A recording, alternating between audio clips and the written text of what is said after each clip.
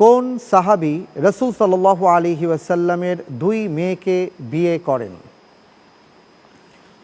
ক আবু বকর রাদিয়াল্লাহু তাআলা আন, খ ওমর ইবনুল খাত্তাব রাদিয়াল্লাহু তাআলা আন, গ ওসমান রাদিয়াল্লাহু তাআলা আন, ঘ আলী রাদিয়াল্লাহু তাআলা আন।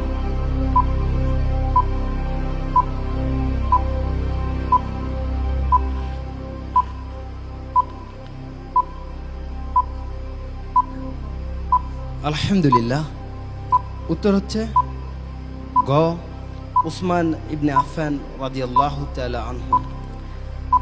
লক করে দেওয়া হোক গ ওসমান ইবনে আফফান রাদিয়াল্লাহু তাআলা আন। আপনারা যে উত্তরটি দিয়েছেন গ ওসমান রাদিয়াল্লাহু তাআলা আন, আপনাদের উত্তরটি সঠিক হয়েছে। আলহামদুলিল্লাহ।